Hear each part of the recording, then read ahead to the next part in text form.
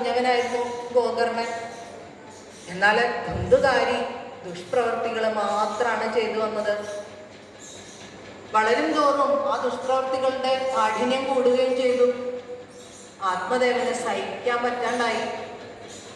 ആത്മദേവൻ പറഞ്ഞു, ഇങ്ങനെ ഒരു സന്തതി ഉണ്ടാവണേലും നല്ലത് ഇല്ലാതിരിക്കുകയായിരുന്നു എന്ന് പറഞ്ഞുകൊണ്ട് അവിടെ നിന്ന് വനത്തിലേക്ക് ഇറങ്ങിപ്പോയി.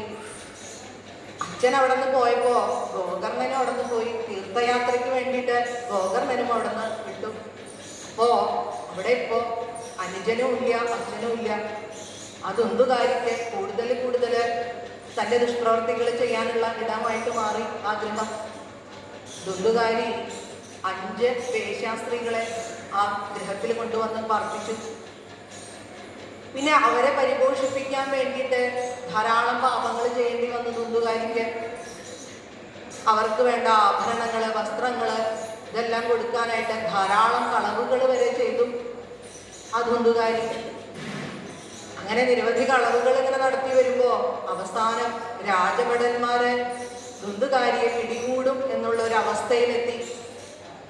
ഇത് ആ കുലടകളായിട്ടുള്ള സ്ത്രീകളൊക്കെ മനസ്സിലാക്കി.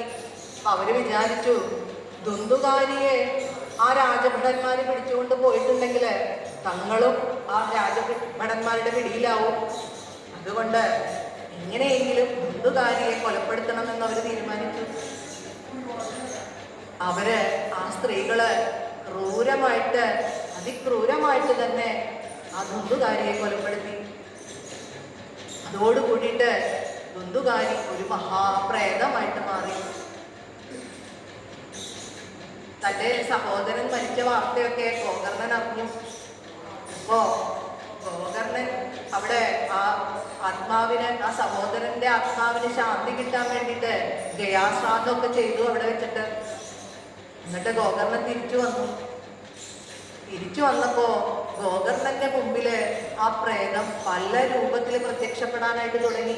ചിലപ്പോ ആനയുടെ രൂപത്തില്, ചിലപ്പോ ആടിന്റെ രൂപത്തില്, ചിലപ്പോ അഗ്നിയുടെ രൂപത്തില്, ഇങ്ങനെ പ്രത്യക്ഷപ്പെടാനായിട്ട് തുടങ്ങി.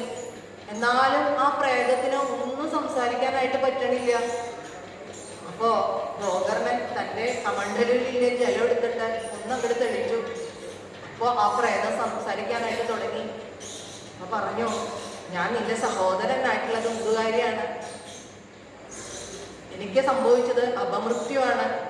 അതുകൊണ്ട് തന്നെ ഞാൻ ഗതി കിട്ടാതെ അലയാണ്. ഇങ്ങനെ പറഞ്ഞു, എന്തെങ്കിലും ഒന്ന് ചെയ്യണം എന്നിങ്ങനെ അപേക്ഷിക്കാണ് ധുന്തുകാരി ഗോകർണനോട്. അപ്പൊ ഗോകർണൻ ഗയാശ്രാദ്ധം വരെ കൂട്ടിയിട്ട് പോലും ഈ ആത്മാവിന് ശാന്തി കിട്ടിയിട്ടില്ല. പിന്നെ എന്താണ് ചെയ്യേണ്ടത്, അടുത്ത മാർഗം എന്താണെന്ന് ഇങ്ങനെ ആലോചിച്ചു.